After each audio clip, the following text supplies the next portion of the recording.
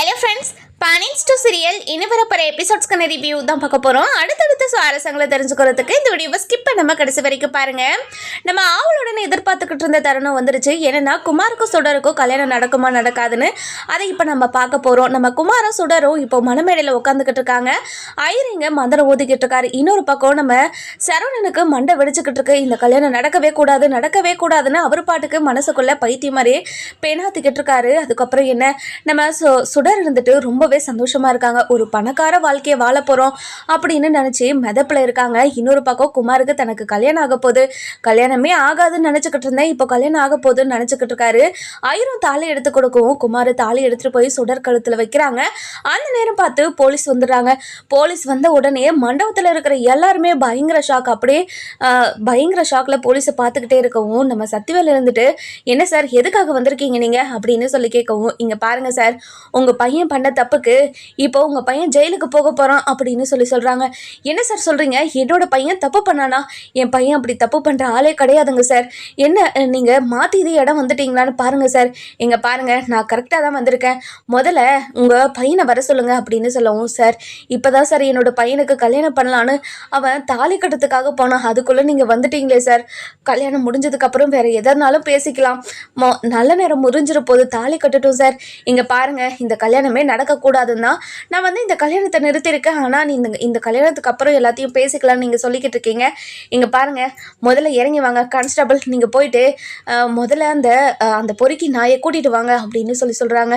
இதை கேட்ட உடனே நம்ம அதாவது முத்துவேலு, அப்பத்தா, அப்புறம் பழனி அப்படின்னு எல்லாருமே பயங்கர ஷாக். அந்த கல்யாணத்துக்கு நம்ம கோமதி, ராஜி, அதுக்கப்புறம் கதிர், இவங்க 3 பேரும் வந்திருக்காங்க இல்லையா, இதெல்லாம் பார்த்துட்டு பயங்கர ஷாக்கில் நம்ம அப்பத்தா கிட்ட போயிட்டு, என்னம்மா இது, என்னம்மா இந்த பொறுக்கி என்ன வேலை பண்ணி வச்சுருக்கான், இப்போ என்ன தப்பு பண்ணி இப்போ போலீஸ் எல்லாம் வந்திருக்காங்க, இங்கே பாருமா, இவனுக்கெல்லாம் கல்யாணம் ஒன்று கேடாமா அப்படின்னு சொல்லி கேட்கவும், அதுதாண்டி எனக்கும் தெரியல, என்ன நடக்குது ஏது நடக்குதுன்னே ஒன்றும் புரியல முத்தோ, என்னன்னு போய் பாரு முத்தோ, என்னன்னு கேளு முத்து அப்படின்னு சொல்லிட்டு முத்துவேல் கிட்ட சொல்லவும், முத்துவேலும் போய், இங்க பாருங்க சார், எதுக்காக நீங்க குமாரை அரெஸ்ட் பண்றீங்க, என்ன காரணம்னு தெரிஞ்சுக்கலாமா? இங்க பாருங்க சார், அதுவே உங்க பையன்கிட்டயே கேளுங்களா, உங்க பையனே பதில் சொல்லட்டும்.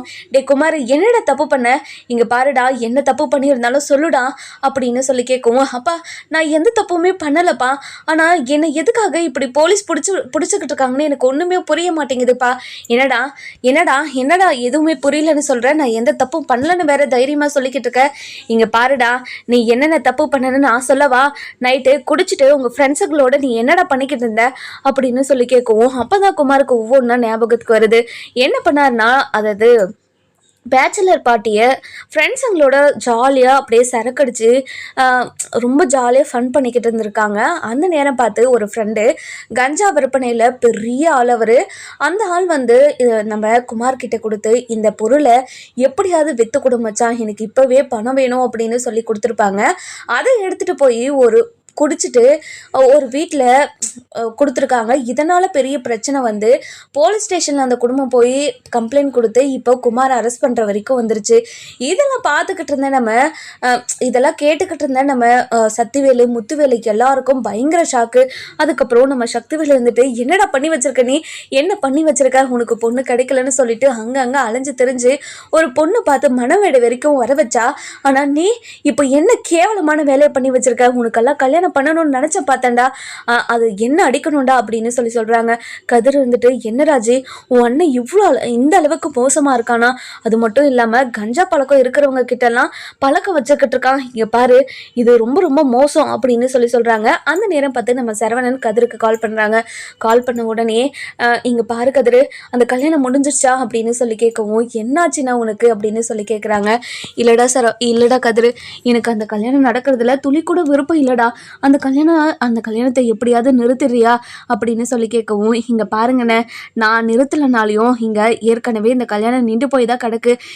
என்ன கதிர சொல்ற, உண்மையாவா இந்த கல்யாணம் நின்றுச்சா, எனக்கு ஒன்றும் புரியல அப்படின்னு கேட்கவும், நம்ம செந்தில் இருந்துட்டு, என்னன்னாச்சு, அந்த கல்யாணம் நடக்கலையா, கொடுங்க நான் பேசுறேன் அப்படின்னு சொல்லிட்டு செந்தில் போனை வாங்கி, இங்க பாரு கதிர, என்னாச்சு, என்ன பிரச்சனை அப்படின்னு கேட்கவும், நடந்த விஷயத்தெல்லாம் ஒன்று விடாம நம்ம செந்தில் கிட்ட சொல்றாங்க. செந்திலும் பயங்கர பயங்கரமா ஷாக் ஆயிடுறாங்க.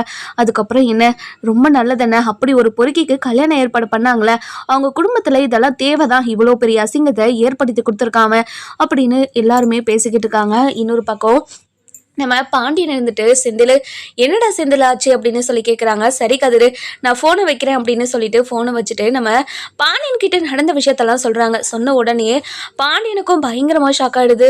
என்ன என்ன செந்தில் சொல்கிற நீ, இப்படியெல்லாம் பண்ணானா, இப்படி ஒரு பழக்கம் இருக்கா அவனுக்கு? ஐயோ கடவுளே, என் பொண்ணு அந்த வீட்டுக்கு போயிருந்தா என்ன கேதே, இங்கே பாரு அரசி, உன்னோட வாழ்க்கை தப்பிச்சுன்னு நினச்சிக்கோ.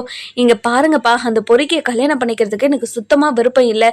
நீங்களே என்ன கல்யாணம் பண்ணிக்கிறதுக்கு சொல்லியிருந்தாலும் கண்டிப்பா அந்த பொறுக்கியை நான் கல்யாணம் பண்ணியிருந்திருக்க மாட்டேன்.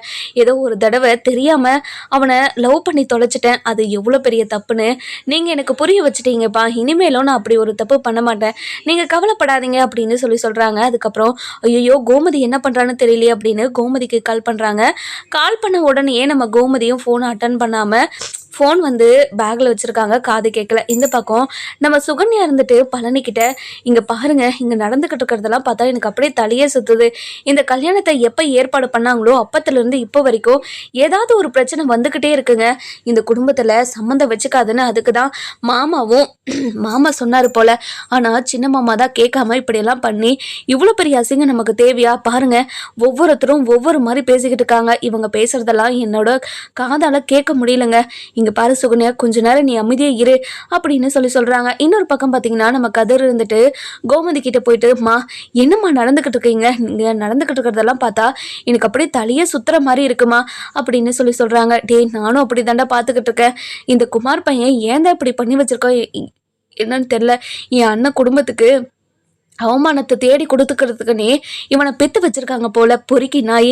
இவன்லாம் அப்பவே ஜெயிலில் தண்டனை அனுபவிச்சுக்கிட்டு இருக்கிறவன். அப்பயே தண்டனை அனுபவிச்சிருந்தா இப்படி ஒரு தப்பை பண்ணியிருப்பானாம. அவனை அப்பவே ஜெயிலில் வச்சிருக்கணும்டா. அவனை வெளியே எடுத்தது தான் மிகப்பெரிய தப்பே.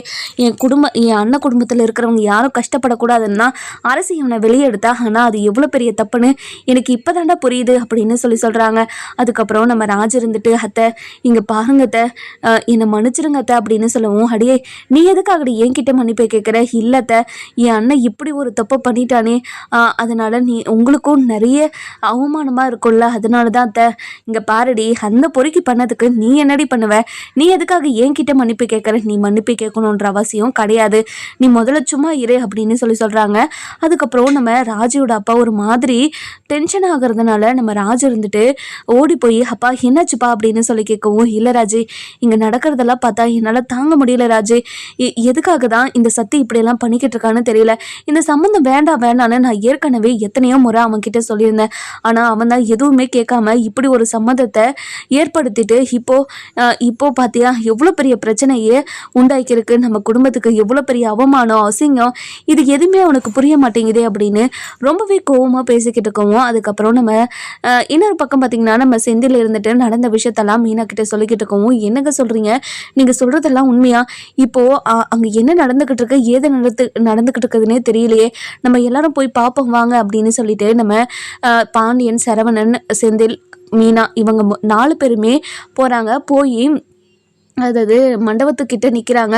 அந்த நேரம் பார்த்து போலீஸ் இருந்துட்டு நம்ம குமார் அப்படியே தரன்னு வெளியே இழுத்துட்டு வராங்க. மண்டபத்தில் இருக்கிறவங்களும் ஒவ்வொருத்தராக கீழே வந்துடுறாங்க. வந்த உடனே போலீஸ் இருந்துட்டு ரொம்ப கோபமாக அடித்து இழுத்துட்டு வராங்க. இதெல்லாம் பார்த்து நம்ம சரவணனுக்கு ரொம்பவே சந்தோஷமாக இருக்குது.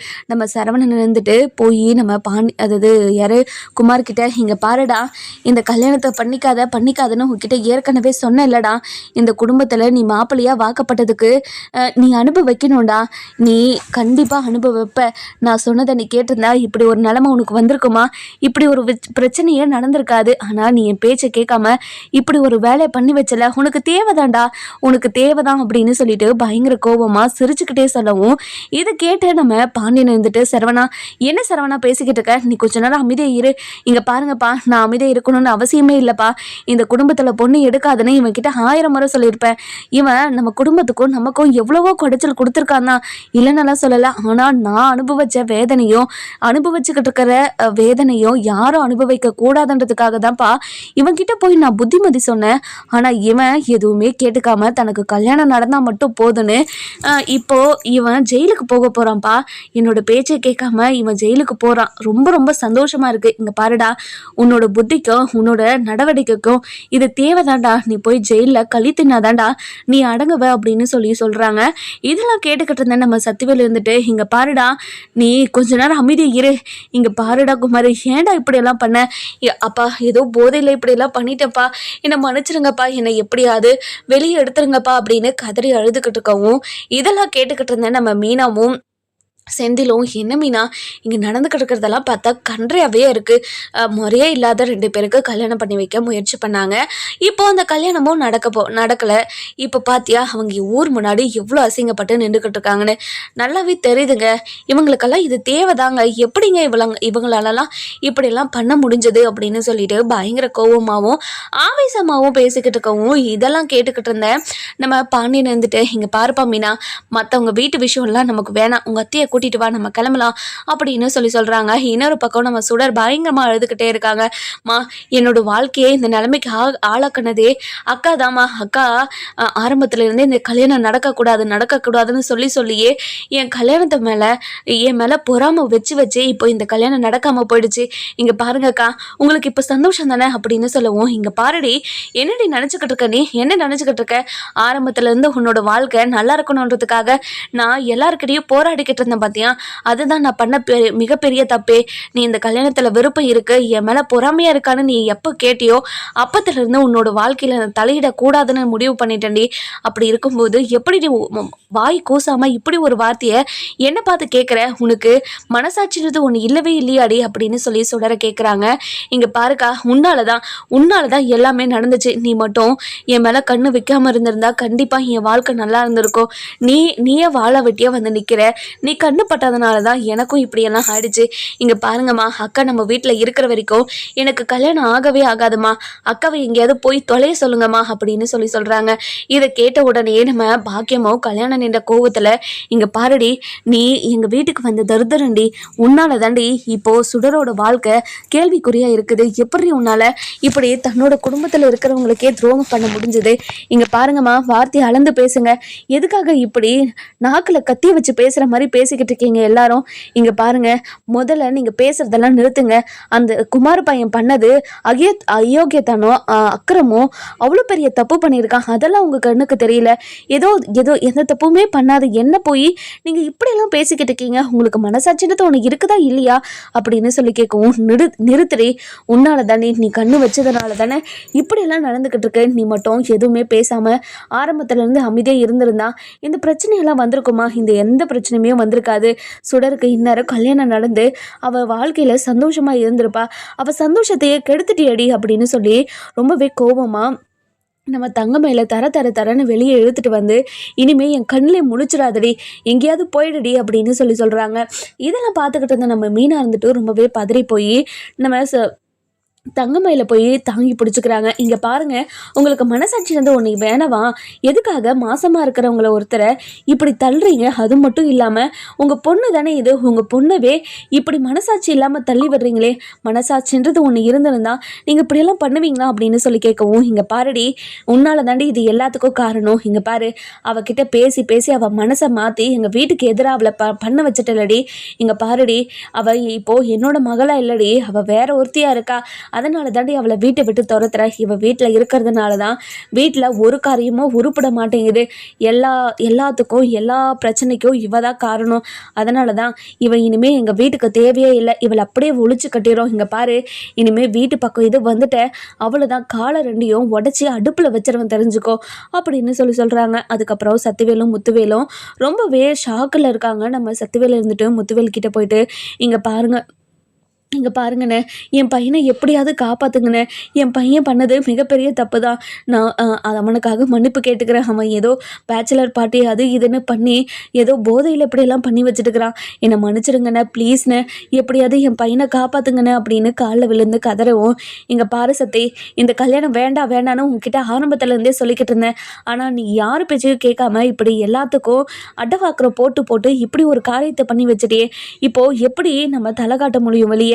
இப்போ இப்போ இப்போ உனக்கு சந்தோஷமா அப்படின்னு சொல்லி கேட்கவும், என்னென்ன எனக்கு இதில் போய் சந்தோஷமா இருக்குமா? என்னோட பையனை நீங்கள் எப்படியாவது காப்பாற்றணுண்ணே, ப்ளீஸ்ண்ணே, உங்கள் காலில் கூட விழுறேண்ணே. இங்கே பாரு சத்தி, என்னால் முடிஞ்ச வரைக்கும் என்ன பண்ண முடியுமோ அதை தான் என்னால் பண்ண முடியும்.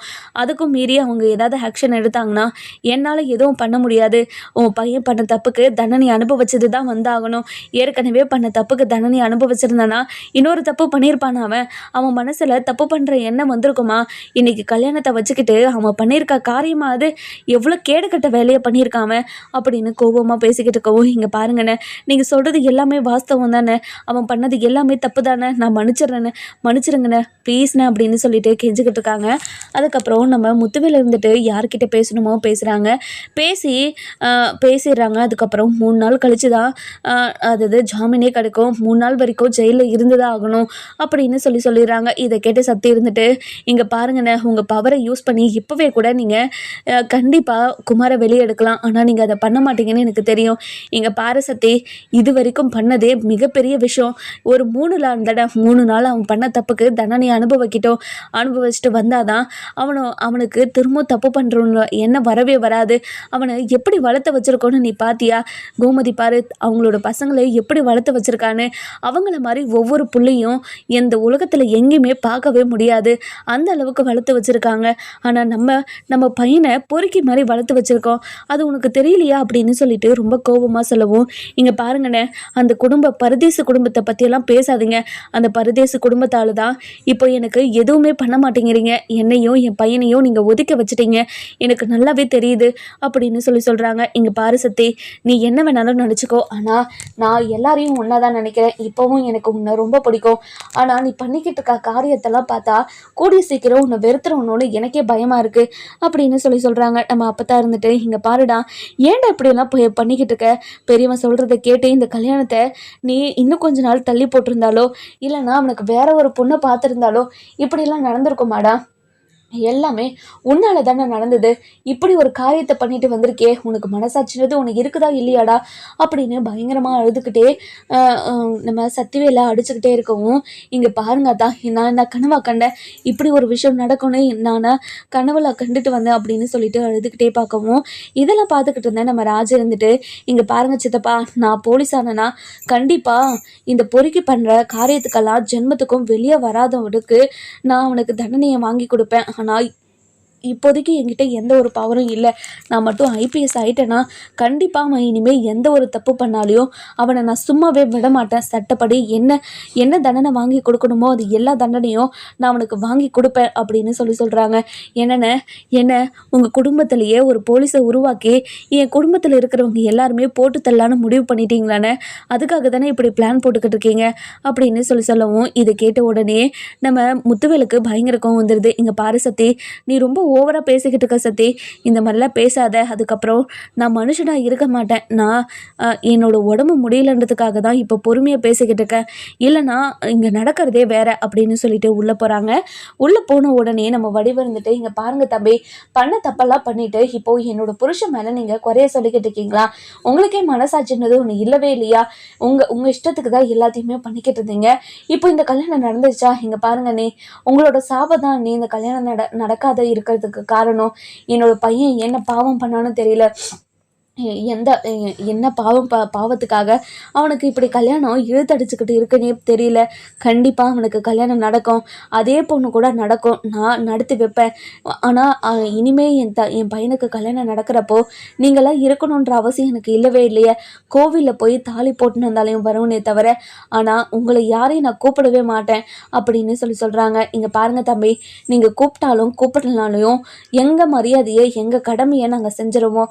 ஆனால் அதுக்கு மேலேயும் நீங்கள் ஏதாவது பண்ணணும்னு நினச்சாலோ அது எல்லாத்தையும் நீங்கள் தான் பண்ணியாகணும் அப்படின்னு சொல்லிடுறாங்க. இது கேட்டு நம்ம சத்தி இருந்துட்டு, இங்கே பாரு குமார், இங்கே நின்றுக்கிட்டு எல்லாருக்கிட்டையும் பேசி டைமை வேஸ்ட் பண்ணிட்டு இருக்காத, முதல்ல உன்னோட வேலையை பாருப்போ அப்படின்னு சொல்லி அனுப்பி வச்சிடறாங்க. அதுக்கப்புறம் என்ன நம்ம சத்திவேல் இருந்துட்டு ரொம்பவே கோவமாக அப்படியே தொடைய அடிச்சுக்கிட்டு, இந்த பரதேசி குடும்பத்தை நம்ம அடியோடு அழிச்சாகணும், இல்லைனா கண்டிப்பாக அண்ணன் ஒட்டு மொத்தமாக அந்த வீட்டுக்கே போய் தங்கின போல, இனிமேல் இந்த வீட்டுக்கு வரவே வராது போல, அதனால் எப்படியாவது நம்ம இதை மாற்றணும் அப்படின்னு சொல்லி கோபமாக நினச்சிக்கிட்டு இருக்காங்க. அதுக்கப்புறம் என்ன நம்ம குமார் வந்துட்டு அழுதுகிட்டே போலீஸ் ஸ்டேஷனில் உட்காந்துக்கிட்டு இருக்காரு. அதுக்கப்புறம் நம்ம சத்திவேலும் போலீஸ் ஸ்டேஷனுக்கு போகிறாரு. நம்ம குமாரை பார்த்த உடனே அழுதுகிட்டே, ஏன்டா குமார் இப்படி ஒரு காரியத்தை பண்ணி வச்ச, நீ மட்டும் இப்படி ஒரு காரியத்தை பண்ணாமல் இருந்திருந்தா இந்நேரம் நீ கல்யாணம் பண்ணிக்கிட்டு சந்தோஷமாக இருந்திருப்படா, இந்நேரம் உனக்கு பொண்டாட்டின்னு ஒருத்தி வந்திருப்பா அப்படின்னு சொல்கிறாங்க. இதை கேட்ட உடனே நம்ம குமார் அழுதுகிட்டே, இங்கே பாருங்கப்பா, பேச்சுலர் பார்ட்டி தான்ப்பா கூட்டிகிட்டு போனாங்க பசங்கள்லாம், ஆனால் அங்கே போய் இப்படியெல்லாம் நடக்கணும்னு சத்தியமாக நான் எதிர்பார்க்கவே இல்லைப்பா, நான் எனக்கே தெரியாமல் தான் இது எல்லாத்தையும் நான் பண்ணியிருக்கேன் போல, என்னை மன்னிச்சிருங்கப்பா அப்படின்னு சொல்லிட்டு கையெடுத்து கும்பிடவும், இதெல்லாம் கேட்டுக்கிட்டு இருந்தேன் நம்ம அது யார் சத்திவேல் இருந்துட்டு, இங்கே பாருடா, நீ என்ன காரணம் சொன்னாலையும் அது என்னால் ஏற்றுக்கவே முடியாதுடா, நீ மன்னிக்க முடியாத தப்பை பண்ணியிருக்க, இனிமேல் உன்னை ஒரு வெளியே எடுக்க முடியுமா, எடுக்க முடியாதுன்னு கூட தெரியல, இன்னும் 3 நாளைக்கு நீ ஜெயிலில் கண்டிப்பாக இருக்கணும்னு சொல்லிட்டாங்க, அதனால் என்ன பண்ணுறது ஏது பண்ணுறதுன்னு எனக்கு எதுவும் புரிய மாட்டேங்குதுடா அப்படின்னு சொல்கிறாங்க. அதுக்கப்புறம் நம்ம மீனா இருந்துட்டு ரொம்பவே சந்தோஷமாக நம்ம தங்கமயில தன்னோட குவார்ட்டர்ஸ்க்கு கூட்டிகிட்டு போகிறாங்க. கூட்டிகிட்டு போய், இங்கே பாருங்கக்கா, இந்த வீட்டில் இப்போதைக்கு யாருமே இல்லை, நீங்கள் இந்த வீட்டில் தங்கிக்கோங்க அப்படின்னு சொல்கிறாங்க.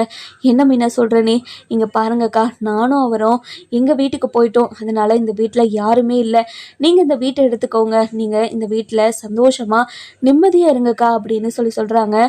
இங்கே பாரு மீனா, நான் கஷ்டத்தில் இருக்கிற போதெல்லாம் ஒவ்வொரு தடவையும் நீ மட்டும்தான் மீனா என் கூட இருக்க, என்னை பெற்றவங்களே என்னை தலைமுழுங்கி தூக்கி வீசும்போது நீ எதுக்காக மீனா எனக்கு இவ்வளோ பெரிய சப்போர்ட் எல்லாம் பண்ணுற, இங்கே பாருங்கக்கா, நீங்கள் வேற எங்கேயாவது தங்கினா வாடகை கொடுக்க வேண்டியதாக இருக்கும், அது மட்டும் இல்லாமல் நீங்கள் சம்பாதிக்கிற பணம் எல்லாமே வீட்டு செலவுக்கு போகும், அதனால தான்க்கா உங்களை நீங்கள் கொஞ்சமாவது சீக்கிரமாக பணத்துலேயும் சரி, உங்கள் மன அளவுலேயும் சரி, எல்லாத்துலேயுமே நீங்கள் முன்னாடி வந்து நிற்கணுன்னா கொஞ்சம் உங்களுக்கு சப்போர்ட் தேவை இல்லைக்கா, சப்போர்ட் இல்லாமல் கண்டிப்பாக இந்த உலகத்தில் எதுவுமே பண்ண முடியாது, நீங்கள் கவலைப்படாதீங்க, உங்களுக்கு எந்த உதவியாக இருந்தாலும் நான் உங்களுக்கு செஞ்சு தரேன், இந்த வீடு உங்களுக்கு பிடிச்சிருக்கா, என்ன மீனா சொல்கிற, ஒரே ஒரு ரூம் இருந்தால் மட்டும் போதும், அந்த ரூம்லேயே நான் இருந்திருப்பேன், ஆனால் இவ்வளோ பெரிய வீடு எனக்கு நீ கொடுப்பன்னு சத்தியமாக நான் எதிர்பார்க்கவே இல்லை மீனா, உனக்காக கவர்மெண்ட்டில் கொடுத்த வீடு இது, இப்போ எனக்கு கொடுத்தா கவர்மெண்ட்டில் எதுவும் சொல்ல மாட்டாங்களா, அக்கா அதெல்லாம் எதுவுமே சொல்ல மாட்டாங்க அக்கா, நீங்கள் தங்கிக்கோங்கக்கா அப்படின்னு சொல்லிடுறாங்க. இன்னொரு பக்கம் பார்த்தீங்கன்னா நம்ம முத்துவேல் குடும்பத்தில் இருக்கிற எல்லாருமே இடிஞ்சு போய் ஒரு மூலையில் உட்காந்துக்கிட்டு இருக்காங்க. அதுக்கப்புறம் நம்ம பழனி இருந்துட்டு, இங்கே பாருங்கண்ணே, நீங்கள் சத்யண்ணங்கிட்ட அடிக்கடிக்கு சொல்லிக்கிட்டே இருப்பீங்க, இந்த எந்த வேலையுமே அவசரப்பட்டு பண்ணக்கூடாது, 100க்கு 1000 முறை யோசிக்கணும்னு, ஆனால் சத்யனை எதுக்காக இப்படி யோசிக்காமல் இப்படி ஒரு வேலையை பண்ணி வச்சுச்சுன்னு தெரியல, இப்படி யோசிக்காமல் பண்ணி வச்சதுனால தான் இப்போ பாருங்கள் எவ்வளோ பெரிய பிரச்சனைக்கு வந்து நிற்கிது, அதுவும் திருத்தவே முடியாத பிரச்சனை, இப்போ என்ன பண்ணுறது அப்படின்னு எல்லாருமே ஆளாளுக்கு ஒரு பக்கம் ரொம்பவே பயந்துக்கிட்டு இருக்காங்க. அதுக்கப்புறம் என்ன நம்ம சுகன்யா இருந்துட்டு, இங்கே பாருங்கள், குமார் ஜெயிலேருந்து வந்ததும் திரும்பவும் சுடரவே நம்ம குமாருக்கு கல்யாணம் பண்ணி வைக்கிறதுக்கு பேசுவீங்களா, இல்லை என்ன பண்ணுவீங்க அப்படின்னு சொல்லி கேட்கவும், இதை கேட்ட உடனே நம்ம அப்பத்தாக்கு பயங்கர கோவம் வந்துடுது. என்ன நடந்துக்கிட்டு இருக்க, நீ என்ன பேசிக்கிட்டு இருக்க, இங்கே பாருடி, திரும்ப இந்த விஷயத்தை பற்றி பேசிக்கிட்டு இருக்காத, இனிமேல் அந்த குடும்பத்தை பற்றி இழுக்கவும் இழுக்காத, குமாருக்கு அந்த குடும்பத்தில் பொண்ணு எடுக்கவே வேணாம், அந்த குடும்பத்தில் எப்போ போய் பொண்ணை கேட்டானோ, எந்த நேரத்தில் போய் கேட்டானோ தெரியல, அப்பத்துலேருந்து இப்போ வரைக்கும் என்னென்னமோ இந்த குடும்பத்தில் நடந்துக்கிட்டு இருக்கு, எல்லாத்தையும் நடக்கிறதெல்லாம் பார்த்தா சரியில்லை, அதனால அந்த குடும்பத்தில் இருக்கிற எந்த இதுவுமே வேண்டாம், நீ எதுவுமே பண்ணிக்காத அப்படின்னு சொல்கிறாங்க. இதை கேட்ட நம்ம மாறி இருந்துட்டு, என்ன என்னங்க அத்தை பேசுகிறீங்க நீங்கள்? இங்கே பாருங்க அத்தை, நீங்கள் இப்படியெல்லாம் பேசாதீங்க. அந்த குடும்பத்தில் பொண்ணு பார்த்ததுனால தான் இந்த பிரச்சனையெல்லாம் வந்துச்சுன்னெல்லாம் சொல்லாதீங்க. ஏதோ குடிபோதையில் என் பையன் பண்ண தப்புக்கு அந்த பொண்ணு என்ன பாவம் பண்ணுச்சு? அந்த பொண்ணு நல்ல பொண்ணு தான், நல்லாவும் பேசுச்சு, நல்லா பழகவும் ஆரம்பிச்சிச்சு. அப்படி இருக்கும்போது எப்படி எப்படி அந்த பொண்ணு சரியில்லை அப்படின்னு சொல்லுவீங்க? இங்கே பாரு மாதிரி அந்த பொண்ணு சரியில்லைன்னா சொல்லலை, அந்த பொண்ணோட வீடு தான் சரியில்லை. அந்த பொண்ணுக்கு ஒரு அம்மானு ஒருத்தி இருக்கா, அது பெரிய பெரிய பூதம். அந்த பூதத்துக்குள்ளே நம்ம போக வேண்டான்னு தான் சொல்கிறேன் அப்படின்னு சொல்லவும், இல்லத்த அந்த பொண்ணை தான் என்னோட குமாருக்கு கல்யாணம் பண்ணி வைக்க போகிறோம். நான் போய் அவங்க வீட்டில் பேசதான் போகிறேன். இதை யாராலையும் தடுக்கவே முடியாது அப்படின்னு சொல்கிறாங்க.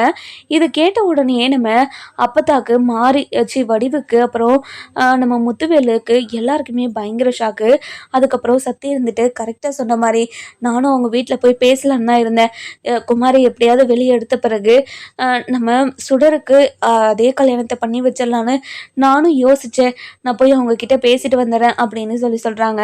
அதுக்கப்புறம் நம்ம முத்துவேல இருந்துட்டு அது யாரு நம்ம பாக்கியத்துக்கிட்டேயும் மானத்துக்கிட்டேயோ சொல்லவும் பாக்கியம் இருந்துட்டு, இங்கே பாருங்கள் சமந்தி, எந்த காரணத்துக்கு கொண்டும் என் பொண்ணை மட்டும் நீங்கள் கை விட்டுறாதீங்க, என் பொண்ணு உங்கள் வீட்டுக்கு தான் வரணும் அப்படின்னு சொல்கிறாங்க. இனிமேல் என்ன நடக்க போகுதுன்னு நம்ம வர எபிசோடில் பார்க்கலாம். இந்த வீடியோ